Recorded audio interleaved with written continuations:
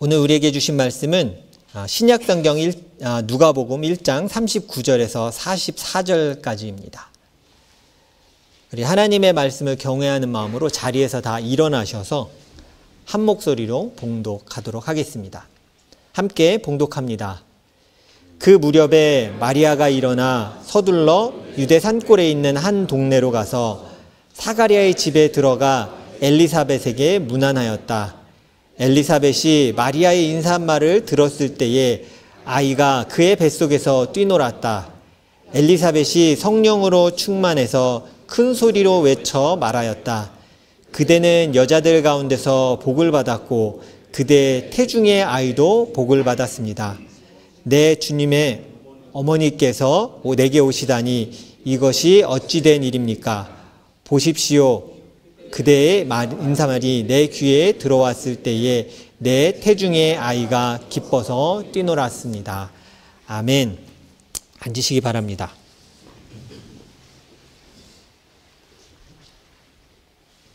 제가 리모컨을 안 갖고 왔네.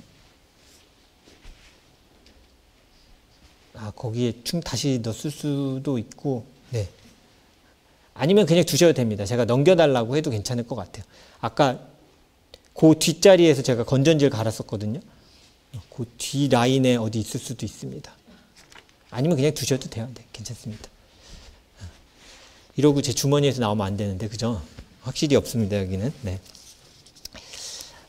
우리 첫 번째 단락으로 가주시면 될 것 같아요. 우리가 오늘 말씀을 보면서 이제 누가복음 이야기를 함께 좀 했으면 합니다. 누가복음 목상 큐티가 이제 전환이 됐고요. 여호수아서가 끝났고 누가복음을 같이 시작하고 있습니다.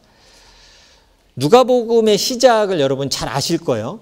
누가복음 시작하면서 이런 구절이 나옵니다. 이긴 사실은 누가가 썼던 이 기록 중에 앞에 많이 나오는 말이기도 한데, 데오빌로 각하에게 뭐 이렇게 얘기하면서 이 서신을 누구에게 보내는지를 쓰는 장면이 나옵니다. 그러면서 그대가 배웠던 것들이 사실임을 제가 알려주기 위해서 이 글을 씁니다 라는 말을 하면서 누가복음을 시작을 합니다.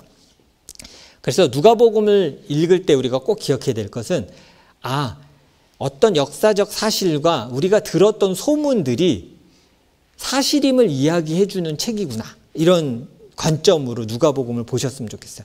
여러분이 수신자가 돼야 돼요. 편지의 수신자가 돼서 나한테 써주는 편지구나 라는 마음으로 누가복음을 읽는 건 굉장히 중요합니다. 그래서 누가복음을 제가 만약에 한 문장으로 바꾸면 이게 하고 싶은 말이 뭘까? 근데 저는 이렇게 바꾸고 싶어요. 당신과 상관 있는 복음이란 것을 알려주는 책.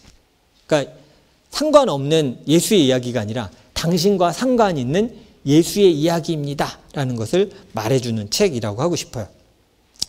그래서 예수님의 탄생의 이야기로 성경을 시작을 합니다. 예수님의 길을 예비했던 한 사람, 누구일까요? 네, 세례 요한. 세례 요한이 어떻게 태어나게 됐는지의 이야기부터 시작하는 게 누가복음의 시작입니다. 세례 요한이 뱃속에 있을 때에 그의 어머니 엘리사벳과 그리고 마리아가 나오는 장면이 오늘 본문에 나오는 장면입니다. 제가 그림 하나를 준비했거든요. 네. 이 그림을 보셨나요? 루브르 박물관 갔다 오신 분 계세요? 가보고 싶은데 저도 아직 못 가봤습니다. 루브르 박물관에 있는 성모의 방문이라는 그림입니다. 도메니코 길란다이오라는 작가가 1491년이라고 조금 제가 자료를 찾아보니까 이 작가가 여러분이 보통 이 르네상스 시대에 대변하는 몇몇의 화가들 그런 사람들 중에 한 명이에요.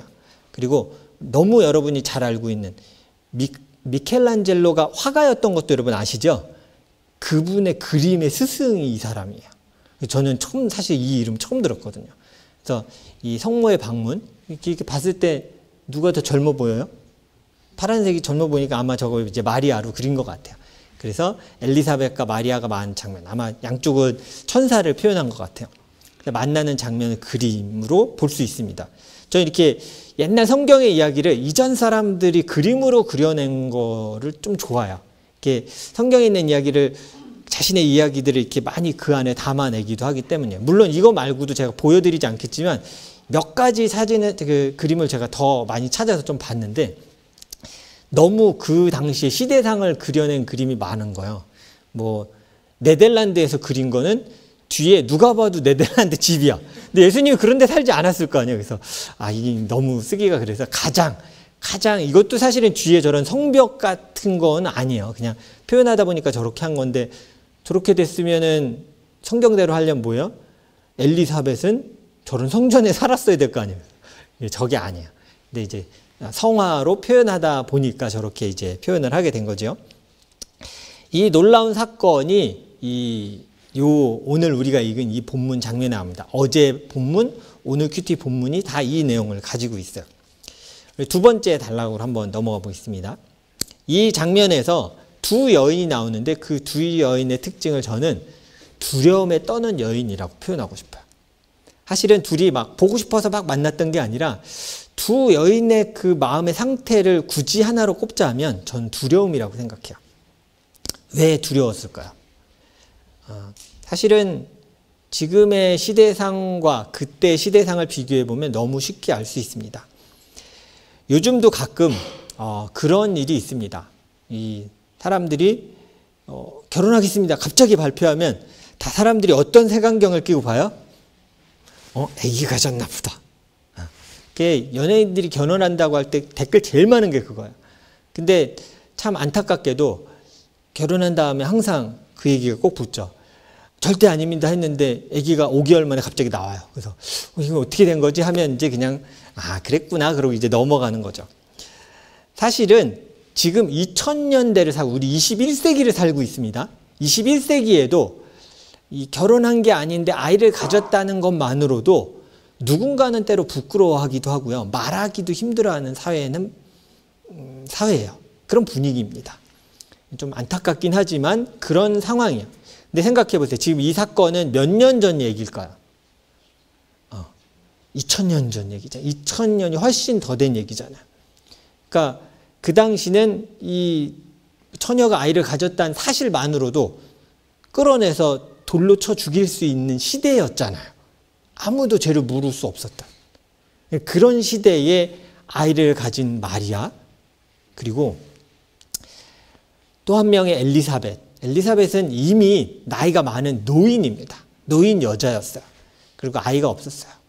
그래서 나는 이제 아이가 없겠구나 했는데 세례 요한을 그에게 허락해 주신 거예요. 그러니까 요즘도 사실 하나도 부끄러운 게 아닌데 정말 늦게 아이를 가질 경우가 있잖아요. 아이들도 2-3명 낳고 한 10년, 15년 있다가 늦둥이가 갑자기 생길 때가 가끔 있잖아요. 요즘 그죠? 그래서 막 40 중반 막 50이 다 되는데 아이가 생겨서 아이가 생겼어요. 그런데 사실 저는 한 번도 40, 50 다 되는 산모가 목사님 제 아기가 됐어요 이렇게 한 분은 못 봤어요.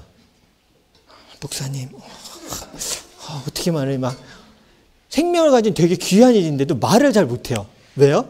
내가 이 나이에 아기 가진 게 좀 그래서. 근데 부끄러워할 일이 아닌데도 나이가 많은 여인이 아이를 가진 걸 보면 부끄러워요. 여러분 그거 부끄러워할 일이 아닙니다. 다산하십시오. 할렐루야. 우리 교회 아이가 태어나는 게 속도가 줄고 있어요. 저는 이거 심각하다고 생각합니다.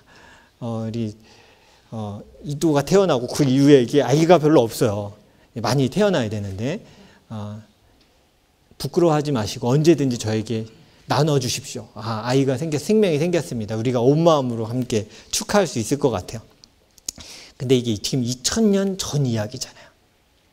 처녀가 아이를 가진 것, 그리고 노년에 아이를 가진 여인, 사회 안에서 야라고 말할 수 없는, 때로는 이 여인의 입장에서는 생각해보세요. 처녀가 아이를 가졌어요. 근데 성경에도 나오듯이 남자를 알지 못하는데 어떻게 해요? 어떻게? 정말 그 말이 맞아요. 자기 인생을 송두리째 뺏기는 것 같은 느낌이 들 수도 있을 것 같아요. 두려움에 떨던 그 두 여인이 만났습니다. 받아들이기 힘들었겠죠. 천사가 메시아를 잉태했다고 말했는데도 불구하고 받아들이긴 쉽지 않아요. 많은 넌크리스찬들이 사실은 성경에 대해 비판하는 부분을 하나 꼽는다면 이 부분입니다. 말도 안 되는 얘기를 하고 있어. 말도 안 되는 신화야. 이렇게 표현을 하죠. 여러분은 어떻게 받아들이십니까? 본문을 읽고 큐티하면서 어쩌면 나도 잘 이해가 안 되는 이 부분을 그냥 슥 넘겨버리진 않으세요? 모르겠어요. 하나님 알아서 잘 하시겠죠. 난 그렇게 깊이 생각하고 싶진 않습니다. 복잡할 것 같아요. 근데 여러분, 깊이 생각하셔야 돼요. 이 땅에 예수 그리스도를 그 태중에 주셨다는 그 의미에 대해서 생각해야 되고, 왜 그렇게 하셨을까도 생각해야 됩니다.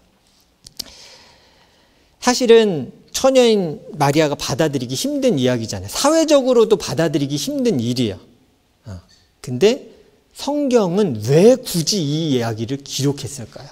아까 시작을 제가 뭐라고 했어요? 데불러 각하여, 당신이 들었던 소문이 뭐인 걸 얘기해 주고 싶어서, 사실임을 이야기해 주고 싶어서 제가 지금부터 기록하겠습니다. 이게 부끄러운 일이었다면 성경에서 어떻게 해야 돼요? 도려냈어야 되죠. 빼야 돼요. 넣으면 안 되는 일이에요. 근데 성경은 사실을 증거하면서 가장 먼저 이 이야기를 앞에 쓰면서 시작을 합니다. 여인들이 처음에 두려워했던 건 분명합니다. 그런데 오늘 본문을 읽다 보면요, 분명히 두려워했어요. 마리아도 두려워했고 엘리사벳도 부끄러워하고 두려워했는데 상황이 전혀 바뀐 상황이 나오게 됩니다. 그게 오늘 1장에 나오는 44절, 45절의 말씀입니다. 이건요, 엘리사벳이 마리아를 딱 만났을 때 하는 이 찬양의 말이야. 같이 한번 읽어보겠습니다. 시작. 보십시오. 그대의 인사말이 내 귀에 들어왔을 때에 내 태중의 아이가 기뻐서 뛰놀았습니다. 주님께서 하신 말씀이 이루어질 줄 믿는 여자는 행복합니다. 마리아를 향해서 엘리사벳이 만났는데 이야기한 거야. 만났는데 와 했는데 뱃속의 아이가 엄청나게 막 움직이기 시작하는 거야. 그래서 그 얘기하는 거야. 예수가, 내 주인이 우리에게 오는 걸 아이도 알고 아이가 뛰놉니다. 이렇게 표현하고 있는 거예요. 다음 구절 하나를 더 볼게요. 46절, 48절이거든요. 이건 이제 마리아가 엘리사벳에게 그 말에 대해 화답하는 겁니다. 같이 읽어보겠습니다. 시작. 그리하여 마리아가 말하였다. 내 영혼이 주님을 찬양하며 내 마음이 내 구주 하나님을 좋아함은 그가 이 여종의 비천함을 보살펴 주셨기 때문입니다. 이제부터는 모든 세대가 나를 행복하다 할 것입니다. 영어 표현으로 맨 밑에 한번 보세요. All generation will call me 뭐라고요? Blessed. 나 축복받은 여자라고 전 세대가 이제 나에게 말할 겁니다. 자, 우리가 두 개의 지금 구절을 봤거든요.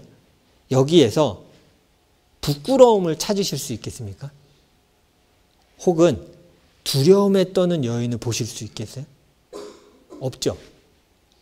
분명히 2000년 전이라면 숨어야 마땅하고 부끄러워서 아무것도 쓰지 않아야 할 그때 이 기록을 쓰고 이 여인들은 자신들에게 일어난 일을 믿음으로 받아들이면서 기뻐하기 시작하는 거예요. 이들의 기쁨 한번 보십시오. 하나님이 일하셨구나를 깨닫게 되면서 두려움과 부끄러움을 넘어서서 하나님을 기뻐하기 시작한 거예요.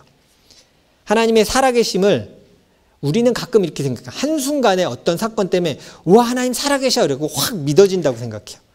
아니에요. 때로는 말씀을 들어도 약속을 주셔도 믿어지지 않을 때가 있어요. 목사님 저도 그래요. 하나님 진짜요? 진짜 이루어 주실 거예요? 진짜 그 약속대로요? 네 믿겠습니다 라고 저 고백하죠. 근데 마음 가운데 저도 느껴요. 믿겠습니다 했지만 이 안에 완전히 믿어지지 않는 그 마음이 있음을 저도 느껴요. 아마 여러분도 공감하실 거예요. 그래서 하나님이 일하심을 완전히 신뢰할 때까지 시간이 걸릴 수 있습니다. 그걸 두려워하지 마세요. 그것도 믿음의 여정이에요. 하나님을 믿어가는 과정 중에 하나예요. 하나님이 일하시는 방법은 우리가 계획할 수 없고 상상할 수도 없습니다. 여러분 가끔 사람들 앞에 이렇게 우리의 삶에 대해서 쭉 얘기하면서 이런 얘기 하신 적 있으세요? 하나님이 도우셔서 지금 내 삶을 쭉 이렇게 열거해서 보니까 사실 나도 말이 안 된다고 생각해. 이런 고백 우리가 할 때가 있잖아요. 지금까지 쭉 인도해 주신 걸 보면 내가 봐도 사실은 말은 안 돼. 근데 하나님이 인도해 주셨어. 이 하나님의 일하심을 고백하는 이런 말을 우리가 할 때가 있어요. 그 말 그대로입니다. 분명히 하나님이 우리 삶 가운데 일하셨어요. 근데 그 일하심에 대해서 우리가 때로 많이 침묵합니다. 그리고 시간이 지나면 우연이었을 거야. 혹은 저절로 되지 않았을까라는 나도 모르는 의심이 더 커질 때가 있어요. 이 세 번째로 한번 넘어가 보도록 하겠습니다. 그래서 우리가 경험한 하나님의 일하심을 어떻게 다루는가는 그리스도인들에게 굉장히 중요합니다. 제가 이 표현하자고 하니까 이렇게 영어로 표현해 본 거예요. God's work I've experienced. 내가 경험했던 하나님의 일하심, 역사를 같이 한번 어떻게 다뤄야 하는지 보도록 하겠습니다.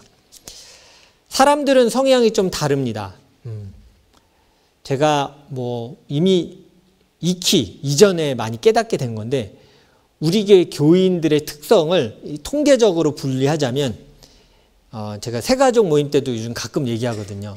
새가족 분들한테 꼭 얘기하는 게 그거야. 혹시 우리 교인들이 많이 말을 걸지 않아도 이해해 주세요. 우리 교인들이 막 어서 오세요 막 이러지 않아도 제발 지금 너그럽게 이해해 주세요. 왜냐하면 우리 교회 교인들이 MBTI상 I가 너무 많습니다. 다들 부끄러워하고요. 어쩜 그렇게 수줍어하는지 모르겠어요. 새색시들 같아. 말을 잘 못 걸고 삐삐삐해요. 근데 나쁜 사람이 없어요. 너무 다 착한데 수줍음이 많고 내성적인 사람이 생각보다 많습니다. 제가 이렇게 이 말을 하는데 부끄러운 이유 중에 하나는 저도 그렇기 때문이에요. 목사이긴 한데 부끄러움도 많고 때로는 막 어디 숨고 싶은 마음이 막 들기도 해요. 사람마다 다릅니다. 자기를 드러내는 것을 좋아하는 사람도 있어요. 그리고 자신을 드러내는 걸 싫어하는 사람도 있습니다. 사실은 자기 이야기를 남에게 하는 거 좋아하는 사람, 또 드러내길 좋아하는 사람은 말리지 않아도 자기에게 잘합니다. 때로 이렇게 주변에서 말려줘야 돼. 그만해 할 정도로 막 얘기하는 거 좋아요. 그런 사람은 사실 하나님의 일하심을 말하는 것도 주저함 없이 많이 합니다. 와, 하나님 도와주셨어요. 하나님이 하셨어요. 우와, 저 이거 지금 말도 안 된다고 생각하는데 하나님이 허락해 주셨어요. 잘 나눠요. 근데 문제는 이 아이들입니다.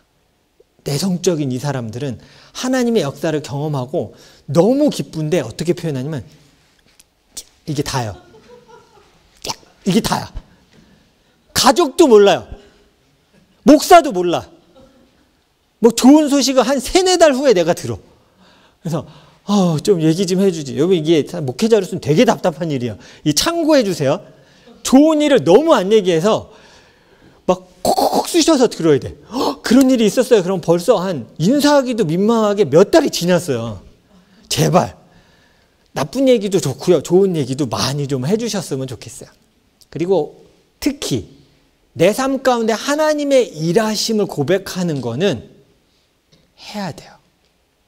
발길을 내디뎌야 되고요. 나가야 돼요. 우리가 대부분 내성적인 사람들이 저도 그러니까 뭔지 알아요. 이 얘기하면 자랑하는 것 같은데 자랑하세요. 하나님의 일하시면 자랑하셔야 돼요. 그것 말고 딴 거 자랑하지 말고요. 하나님이 하신 그 일들은 자랑하시라고요. 그건 내성적이든 내향인이든 소양인이든 상관없어요. 그건 그리스도인으로서 해야 하는 일이에요. 하나님이 내 삶에 일하고 계세요. 말도 안 되는데 하나님이 하셨습니다. 와, 하나님 정말 놀라우세요. 이런 말은 해야 되는 거예요. 어려운 일뿐만이 아니라 삶 가운데 하나님이 일하신 기쁜 일도 나눠야 합니다. 누구에게? 자, 옆에 보세요. 빨리. 자, 눈을 마주치면 이런 사람들에게 함께 나눠줘야 돼요. 저에게도 좀 제발 나눠주세요. 그래서 사실은 이 목회할 때 제가 제일 어려운 게 뭐냐면 이 말이요. 목사님 모르셨어요? 아니 말을 해줘야 알죠. 제가 어떻게 다 합니까? 이게 다 아이여서 막 이게 얘기해도 막 이렇게 해도 안 하잖아요. 제발 얘기를 좀 해주셔야 돼요. 전혀 자기 얘기를 하지 않다가 모르셨냐고 얘기하면 안 돼요. 사실은 이 시대가 프라이빗을 참 중요하게 생각합니다. 그죠? 이 사생활을 중요하게 생각해요. 함부로 물어보기도 어려워요. 근데 우리 교회는 여기에 플러스 뭐라고요? 내향인들이 많아요. 그러니까 이게 서로 교제하기 쉽지 않은 상황인 것도 분명한 거예요. 물론 서로 알고 조금 친해지면 마음을 열고 너무 따뜻합니다. 그러니까 우리 교회 오신 지 한 6개월이나 1년이 안 되신 분들께 간곡히 제가 부탁드립니다. 정말 따뜻한 사람들이에요. 좀만 기다려주세요. 마음을 여는데 시간이 걸릴 뿐이지 정말 좋은 사람들입니다. 여러분, 우리는 움직여야 하고 모여야 하고 이야기해야 합니다. 아까 제가 얘기했죠. 이 두 여인의 감정을 한마디로 하면 뭐라고요? 두려움. 두려웠던 여자, 특히 마리아가 어떻게 했는지 보세요. 누가복음 1장 39절 40절입니다. 같이 읽겠습니다. 시작. 그 무렵 마리아가 일어나 서둘러 유대 산골에 있는 한 동네로 가서 사가랴의 집에 들어가 엘리사벳에게 문안. 사가랴는 이 제사장이었던 이 남편을 얘기하는 엘리사벳의 남편이에요. 집에 들어가 엘리사에게 문안하였다. 차 타고 가는 거 아니잖아요. 여인이 여행길을 떠나는 거잖아요. 사람들에게 드러나는 게 쉽지도 않았고 부끄러웠을 거고 그 어려움을 극복하고 나가서 뭘 얘기했어요? 하나님이 제 삶에 일하셨어요. 둘이 만나서 나눈 얘기가 그건 거야. 엘리사벳도 그걸 나눈 거야. 하나님이 우리에게 끝났던 우리에게 자녀를 허락하여 주셨어. 마리아도 그걸 나누는 거야. 내 태중에 하나님께서 생명을 주셨습니다. 이걸 나누기 시작하는 역사적인 장면인 거야. 우리보다 사실 이거 캐톨릭에서는 이 사건 엄청나게 중요하게 여깁니다. 그래서 우리 영어 단어에는 magnificent 이런 단어도 있는데 magnificat이라는 아예 이 성모의 찬가, 마리아의 찬가 이런 장면을 굉장히 많이 강조해요. 혹시 성경책 가져오신 분도 오늘 이 누가복음 그 1장의 단락에 위에 이렇게 색깔 다르게 단락의 주제를 써놓는데 한번 보세요. 마리아의 찬가, 성모의 노래 이런 표현으로 대부분 거길 많이 써놓을 겁니다. 부끄러워하지 않고 드러내야 하는 것들이 있어요. 그게 하나님의 일하심입니다. 하나님이 일하셨어요. 이걸 함께 드러내야 돼요. 하나님의 역사인 건 분명했습니다. 그러나 그 여인들이 혼자 있을 때는 어땠다고요? 두려웠어요. 부끄럽기도 했어요. 하나님의 역사인 거 안 되니까요. 너무 놀랍잖아요. 천사가 와서 말해줬는데 너무 놀랍지만 혼자 있을 땐 두려웠어요. 그런데 가서 그 역사를 나누니까 나도 그러면서 고백하는 거야.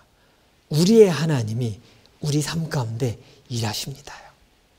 기쁨으로 바뀌고 두려움이 하나님 앞에서 환희로 바뀌는 순간들인 거예요. 하나님의 일하심을 서로 고백하면서 서로에게 증거가 되고 힘을 얻는 겁니다. 그래서 하나님이 내 삶 가운데 일하셨던 이 사건을 나누는 건 너무나 중요합니다. 우리가 교회라는 이름으로 이렇게 모여서 공동체 생활 하잖아요. 공동체를 통해서 신앙생활 하는 큰 이유 중에 하나가 이거예요. 하나님이 내 삶에 일하신 걸 나누기 위해서요. 나만 이렇게 갖고 있는 게 아니라 나눠야 돼요. 조금 세게 제가 얘기할게요. 여러분, 하나님의 일하심을 아까 제가 너무 소심하게 표현했는데 여러분 그렇게 웃으실지 몰랐어요. 너무 좋은데 이렇게 이게 끝난다 그랬잖아요. 이거 직무유기예요. 일단 팔을 피셔서 가서 얘기해야 돼요. 나에게 이런 일이 하나님의 베푸신 일이 있었어요. 지금 있어요. 함께 기뻐해 주세요. 이것들을 나눠야 되는 거예요. 그래서 사형리 전도, 보통 사형리 전도할 때 맨 마지막 부분에 이런 장면이 나옵니다. 저의 순장님도 저한테 사형리를 읽어줄 때 마지막에 이렇게 얘기했어요. 거기 이렇게 써 있습니다. 교회에 나가셔야 합니다. 근데 왜 교회 나가라고 그래요? 그때 거기 써 있는 그 예화가 그거였어요. 불이 붙은 나무 하나를 그냥 붙은 채로 땅에 내려두면 어떻게 돼요? 곧 꺼집니다. 그러나 불이 붙은 나무를 서로 모으면 불이 커지고 오랫동안 불이 탑니다.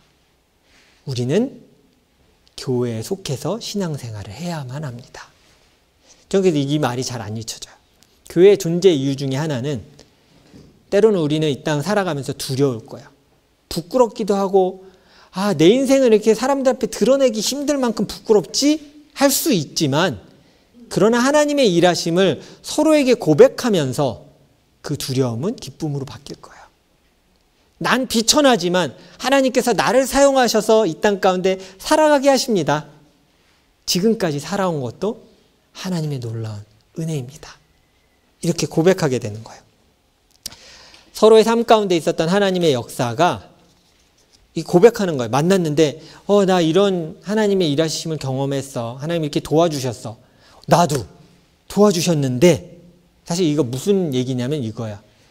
당신의 하나님이 나와 상관이 있습니다요. 오늘 누가복음의 주제예요. 당신이 고백한 그 하나님이 나의 하나님이세요. 나랑도 상관이 있네요. 와, 우리 상관이 있어요. 우리 연관돼 있군요. 하나님 때문에 연관돼 있군요를 고백하는 거예요. 네 번째 단락으로 우리가 함께 가볼게요. 그래서 오늘 설교를 마치면서 우리가 꼭 기억해야 될 건 함께 하나님의 크심을 나누는 게 너무 중요합니다. 교회는 하나님의 일하심을 나누고 기뻐하는 자리야. 그러면 이 예배에 우리가 예배에 모여서 예배드린 목적이 뭘까요? 같이 하나님의 일하심을 높여드리는 거예요. 우리 일주일에 한 번 있는 행사, 얼굴 보기 위해 모인 게 아니라 우리 삶 가운데 하나님이 일하시는 것을 같이 모여서 기뻐합시다. 두려움과 때로는 우리 안에 있는 부끄러운 그 모든 것들을 내려놓고 하나님 앞에 기뻐하면서 하나님을 높입시다 라는 마음으로 이곳에 모이는 거예요. 예배는 그런 하나님을 높이는 시간입니다. 그리고 순모임도 함께 삶 가운데 일하신 하나님을 드러내고 하나님을 기뻐하는 자리예요. 이제 오늘 순장 모임하고 한두 주 내에 순모임들이 이제 진행이 될 겁니다. 그러면 그냥 삶에 자기 넋두리만 하는 것이 아니라 하나님이 일하신 기쁜 소식들도 같이 나누는 거예요. 여러분 자랑하셔도 돼요. 하나님이 일하신 거 자랑 좀 하세요. 자랑 안 하면 어떻게 되는지 알아요? 서로 나누는 이야기는 딱 정해집니다. 하나님을 자랑하는 것 딱 빼면 남을 비난하는 것, 삶을 한탄하는 것, 내 삶에 대한 원망, 상대방에 대한 원망. 아니에요? 삶의 가장 중요한 걸 다 빼먹고 다른 것 가지고만 교제하려고 그래요. 다른 게 우리 삶을 가득 채운 것처럼. 근데 우리는 하나님의 자녀로 고백하는 사람이잖아요. 하나님의 일하심이 우리 삶을 가득 채웁니다라고 고백하는 사람인데 오히려 그것은 하지 않아요. 다른 작은 것들, 부정적인 것만 나누려고 하는 거예요. 제가 지난주에 경험했던 아무도 인정 안 할 수도 있습니다. 그 자리에 있던 어떤 분도 인정 안 할 수 있지만 저는 하나님의 일하심 너무 감사합니다라고 고백했던 사건이 지난주에 저에게 있었습니다. 자랑하라고 그랬으니까 해도 되죠? 제가 해놓고 자랑하기가 좀 이상하겠지만 자랑해야 됩니다. 사진 하나 보여주세요. 우리 교회 제일 잘생긴 사람들, 예쁜 사람 모아놓은 것 같아요. 제가 이렇게 쓰일지 몰랐죠, 집사님? 사진 안 찍으시려고 그랬는데 제가 일부러 찍었어요. 되게 오랜만에 성경 통독 모임 하자고 모이자고 했어요, 저녁에. 광고했고 모였어요. 사실 매번 테이블을 제가 깔고 의자를 놓으면서 저의 기도는 뭔지 아세요? 이렇게 테이블 놓으면서 하나님 몇 개를 낳아야 될까요? 3개 낳는데 한 명 오면 슬플 것 같고 많이 넣으면 많이 넣을수록 빌 것 같은데 어떡하죠? 근데 제가 이날 꽉 차게 의자를 놨어요. 놓고 모르겠어요, 하나님. 우리 같이 은혜를 나누는 사람을 많이 보내주십시오. 그리고 앉아있더니 저분들이 왔어요. 성경 통독 인원은 지금 카톡방 안에 20명 정도 됩니다. 20명이 참여하지 왜 이렇게 적지 그러죠? 애들 때문에 올 수가 없잖아요. 지금 이제 부인이 왔으면 다음에 남편이 올 거예요. 이번 주는 남편들이 오고 이렇게 서로 스위치하기로 한 거예요. 그러니까 저 뒤에 더 있는 거예요, 사람들이. 근데 사실은 이렇게 모여서 함께 나누어야 돼, 하나님의 일들을. 그냥 나 혼자 괜찮아요, 혼자 기뻐할게요.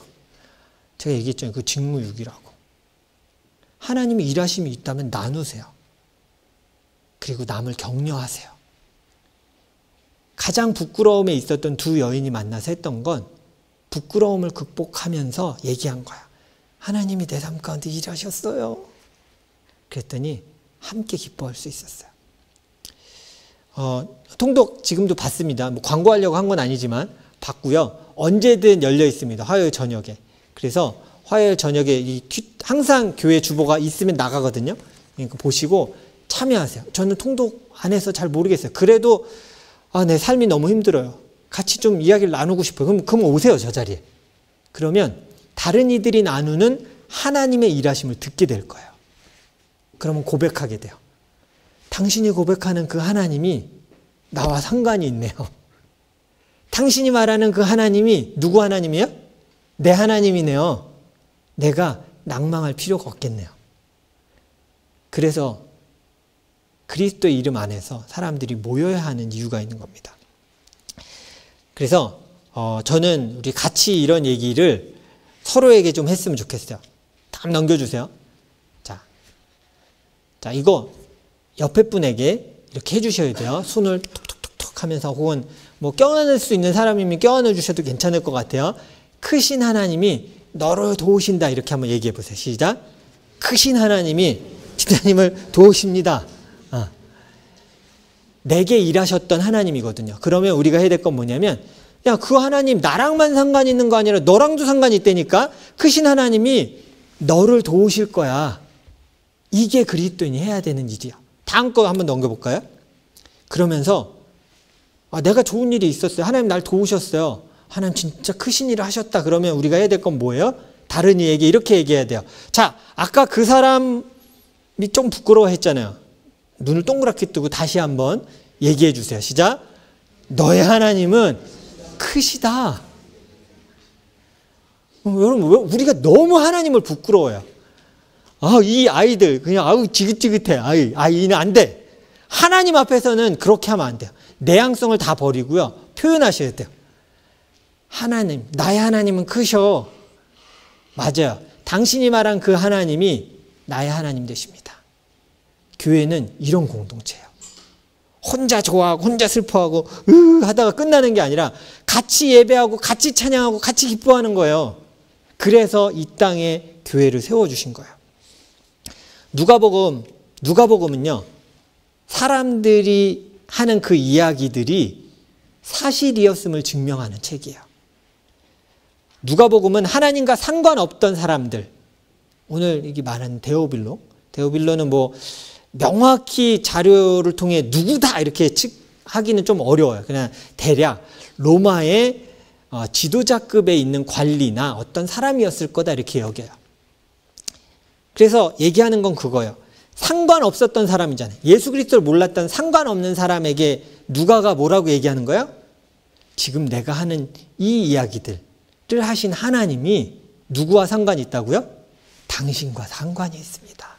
당신이 이제 그 이야기를 듣고 믿게 됐기 때문에 이 이야기는 당신의 이야기이며 이 하나님은 당신의 하나님 되십니다. 이게 복음이에요. 아무 상관없었던 사람이 상관이 있도록 선포하는 거예요. 그래서 나와 상관없는 하나님이 되지 않기를 바랍니다. 하나 더 넘겨주세요. 제가 영어를 안 쓰긴 했는데 어차피 한글로, 영어는 뭐 이 뜻이죠. My God is with me today 이거예요. 근데 나의 하나님은 오늘 나와 함께 하신다. 자, 우리 스스로에게 외치면서 한번 선포해 보겠습니다. 시작. 나의 하나님은 오늘 나와 함께 하신다. 우리 사람들 많이 부러워하면서 쟤는 좋겠다. 그러면 그때 우리가 해야 될 게 이거야. 와, 너 하나님이 일하셨구나. 나의 하나님은 그 하나님이 나의 하나님이잖아. 오늘 나와 함께 하실 거야. 두려워하지 마십시오. 의심하는 마리아에게 천사는, 그리고 늙은 엘리사벳에게도 하나님께서 아이를 주셨다고 말하면서 이렇게 얘기했습니다. 1장 37절인데요. 이거 천사가 한 얘기예요. 같이 읽어보겠습니다. 시작. 하나님께는 불가능한 일이 없다. 영어로 읽어볼게요. 시작. For the word of God will never fail. 이 천사가 한 말이에요. 하나님의 천사가 와서 두려워 떠는 백성에게 말한 게 이거예요. 하나님께는 불가능한 일이 없다. 두려워하지 마라. 신화도 아니며 떠도는 소문이 아니라 그 하나님이 너희의 삶에 역사하시는 오늘 살아계신 하나님이심을 얘기한 거예요. 사람들이 하나님을 찾지 않는 이유는 뭘까요? 이 땅에서. 그 하나님이 이런 소식이 나와 상관없다고 여기기 때문이에요. 맞죠? 상관 있으면 듣겠죠. 우리 청소년들이 가장 이쪽으로 듣고 이쪽으로 흘리는 말이 뭔지 아세요? 엄마 아빠 말이에요. 잔소리거든요. 뭐 했고 뭐 해도 대답은 또 기가 막히게 잘해. 네. 좀 있다. 아빠가 뭐 말했어? 그러면 하하하하. 안 들은 거죠. 나와 상관이 없다고 여기면 사람은 듣지 않습니다. 근데 그 하나님이 나의 하나님이고 나랑 상관이 있다고 여기면 어떻게 해요? 들어요. 내 이야기잖아요. 그래서 여러분 아무리 멀리 있는 사람이 내 얘기하면 카페에서도 들려요, 안 들려요? 다 들리죠? 소머지가 돼. 띠띠띠띠. 쫙 얘기해도 저기 내 얘기 같은데? 여러분 나와 상관이 있으면 듣습니다. 하나님의 말씀이 나와 상관이 없다고 여긴다면 멀리하게 되고 듣지 않게 되고 나누지 않게 돼요. 교회 다니는 것이 크리스천이라고 말하는 것이 중요한 것이 아니라 하나님이 살아계시며 예수 그리스도가 나와 상관이 있다고 고백하며 살아가는 것이 중요합니다. 우리가 신앙생활하는 이유는 창조주 되신 하나님이 그리고 구원자 되신 예수님이 오늘 나와 상관이 있다고 여기기 때문이에요. 아멘? 여러분께서 이 예수 그리스도의 이 복음이 오늘 나와 상관이 있으면 우리 다시금 고백해야 돼. 이거는 신앙생활이 오래되든지 조금 되든지 상관없어요. 매일 우리가 고백해야 되는 거야. 그 사건이 그 하나님이 오늘 누가복음을 통해 말씀하신 그 하나님이 나의 하나님 되십니다. 우리가 다시 이걸 회복해야 돼요. 나와 상관이 있는 하나님이심을 고백하며 살아가야 할 때예요. 제가 벌써 1년이 지났네요. 제가 캐나다 시민이 된 지 1년 3개월째입니다. 근데 아마 시민권 얻으신 분들을 아실 거예요. 시민권 할 때 여기에 있습니다. 이게 뭐예요? 선서하는 시간이 있어요. 근데 예전에 이제 여러분 아시죠? 엘리자베스 여왕이 이제 돌아가시면서 새로 찰스 왕이 됐잖아요. 그래서 책자를 다 찍어놨는데 선원에 엘리자베스가 들어갈 수가 없는 거예요. 저 때. 그래서 어떻게 했냐면 책자에 종이 하나를 넣어줬어요. 그래서 새로운 선언문이야. 그래서 선언문에 뭐 이런 게 나와요. 나는 뭐 예전에는 엘리자베스의 백성으로서 뭐 이렇게 하는 그 나라의 국민으로서 뭐 이런 선서가 있어요.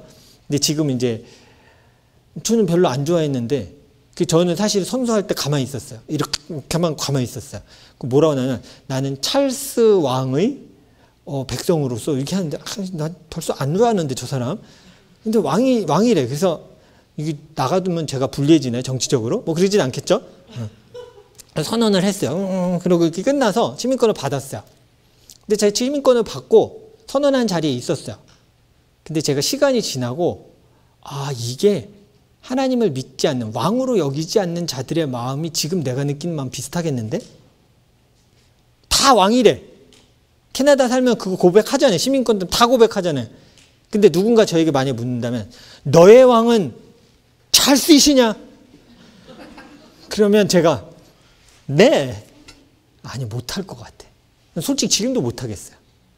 그냥 여러분 지금 국왕이 있는 나라들이 있잖아요. 근데 그 왕 보면서 저 왕이 나와 상관이 있어 이렇게 여기세요? 다 이렇게 여길걸요? 알아요. 왕인 건 알아요. 근데 나랑은 상관은 없어요. 우리가 창조주 되신 하나님과 우리의 왕 되신 예수 그리스도 앞에 태도가 딱 이럴 수도 있어요. 왕인 건 알겠는데 나랑은 큰 상관은 없는 것 같아요. 그러면 그때부터 들리는 이야기는 어떻게 될까요? 다 흘려들어요. 알아요. 많이 들어봤어요. 왜요? 나와는 상관없으니까요. 근데 오늘 누가복음은 우리에게 얘기하는 거예요. 상관없지 아니하고 그 하나님이 너의 하나님 되신다. 당신의 하나님 되심을 기억하십시오. 그래서 어떤 신학자는 이 데오빌로를 진짜 사람이라고 이야기하지 않아요. 그러니까 저는 뭐 역사적으로 증명할 수는 없지만 맞는 말일 것 같아요. 그 당시에 데오빌로는 너무나 흔한 로마 사람의 이름이다. 그러므로 이 이름에 읽는 독자 각자의 이름을 넣어야 한다. 그렇게 읽어야 되겠다. 이거예요. 재중아, 너가 들은 많은 이야기들이 사실임을 말하기 위해 이 책을 쓴다. 오늘 우리가 누가복음을 시작하면서 그 말씀 앞에 서야 하는 자세가 바로 이것입니다. 하나님은 나와 상관 있으신 왕이십니다. 아멘. 성경의 이 모든 그리스도의 이야기들, 이제 누가복음을 통해 우리가 쭉 보게 될 거예요. 묵상하다가 여러분 깜짝 놀랄 거예요. 약간 성탄절을 다시 사는 것 같은 느낌. 우리가 맨날 성탄절에만 보던 말씀. 제가 순모임 교재 이제 오늘 순장 모임 하니까 준비를 하는데, 이게 성탄절에 했으면 딱 좋았겠는데 왜 지금 분명히 나왔지? 이런 마음이 들 만큼 성탄절 같아요. 그런데 우리가 고백해야 돼요. 그 이야기는 나를 살리신 그리스도의 이야기며 나와 상관이 있습니다. 우리가 하나님의 말씀 앞에 다시 이런 고백을 시작했으면 좋겠어요. 이 땅을 살아갈 때 두렵습니다. 때로는 숨고 싶습니다. 낮에는 신경 쓰지 않았으면 좋겠어. 혼자 좀 조용히 살아가고 싶어. 어쩌면 이민사회에서 이렇게 더 위축될 수도 있어요. 그런데 그때에 하나님이 일하심을 듣기 위해 나오세요. 그리고 하나님이 일하심이 있다면 함께 나눠주세요. 그게 하나님의 사람들을 살릴 겁니다. 직무유기하시면 안 돼요. 하나님의 일하심이 있다면 함께 나눠주셔야 돼요. 다시금 하나님의 말씀 앞에서 이 하나님이 나의 하나님 되신다고 고백하며 살아계신 하나님을 매일의 삶에서 경험하며 살아가는 여러분 되시기를 주님의 이름으로 축원합니다. 함께 기도하겠습니다.